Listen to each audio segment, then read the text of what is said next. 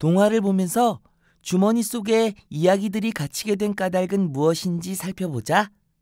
자, 이야기 속으로 들어가 볼까? 주머니 속의 이야기들은 답답해 죽을 지경이었어요. 언제까지 이렇게 살아야 하는 거야? 이야기들은 아이의 주머니 속에 벌써 몇 년씩이나 갇혀 있었어요. 까닭인즉 이랬어요.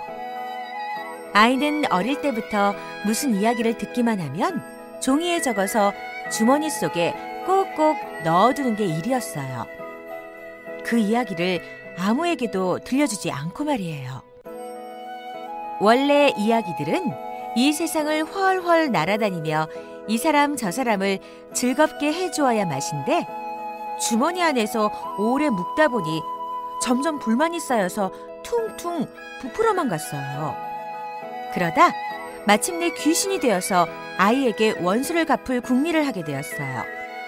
물론 아이는 이 사실을 까마득히 몰랐어요. 몇 년이 흘러서 아이는 어엿한 총각이 되었어요. 그리고 마침내 장가를 가게 되었어요.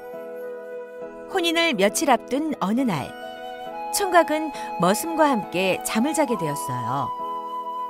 머슴은 윗사람과 함께 자려니 좀처럼 잠이 오지 않았어요. 그래서 이리저리 뒤척이고 있는데 자꾸만 서근거리는 소리가 들려왔어요. 이게 무슨 소리야?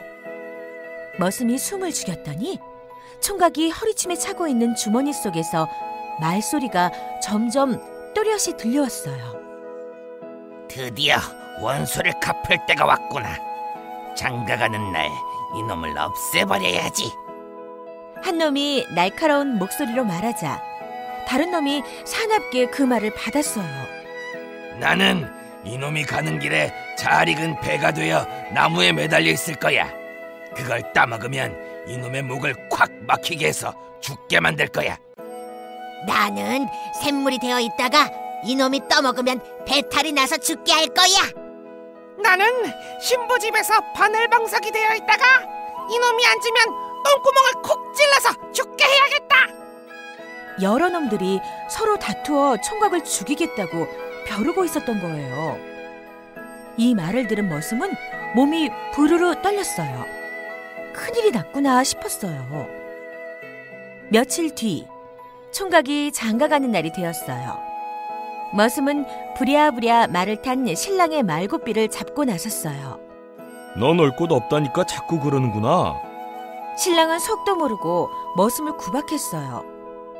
하지만 머슴이 부득부득 우기는 바람에 어쩔 수 없이 혼례를 치를 신부집으로 함께 떠났어요. 길을 따라 한참을 가다 보니 아니나 다를까 길가에 탐스러운 배가 열린 나무 한 그루가 서 있었어요. 머슴은 신랑이 배나무를 볼까 싶어 허둥지둥 고삐를 끌고 갔어요. 그런데 신랑이 말을 세우며 말했어요.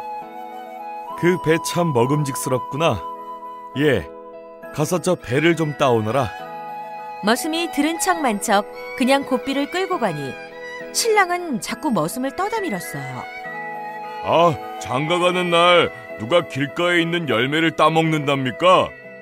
머슴은 일부러 퉁명스럽게 대꾸했어요.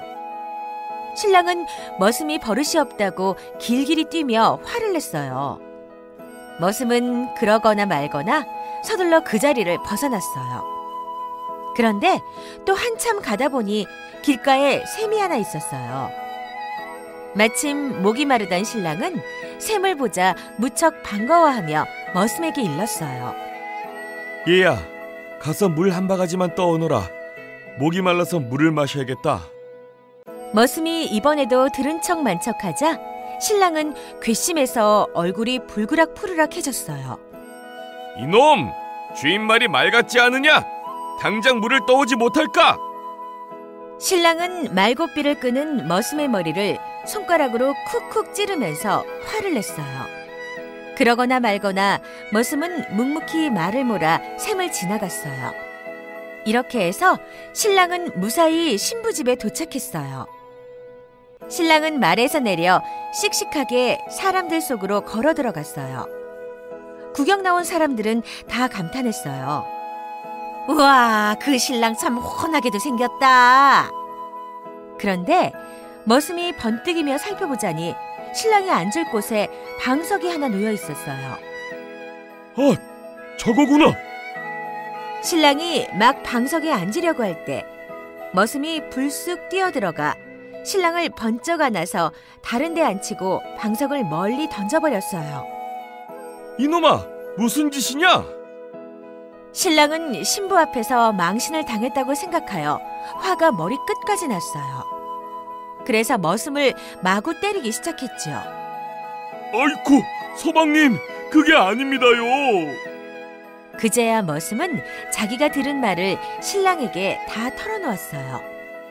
주머니에 갇힌 이야기 귀신들이 신랑을 어떻게 해치려고 했는지를요. 머슴의 말을 듣고서 신랑은 머슴이 자기를 구해준 것을 알게 되었어요. 그래서 그 뒤로는 머슴을 그림자처럼 데리고 다니면서 아끼게 되었어요. 그리고 이야기 귀신들은 마침내 주머니에서 벗어나게 되었어요.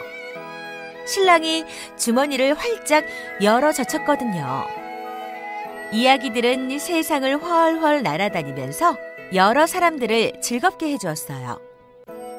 그 뒤로 신랑은 이야기를 들으면 자기만 알게 꼭꼭 적어두는 버릇을 버리고 꼭 다른 사람들에게도 들려주었다고 해요.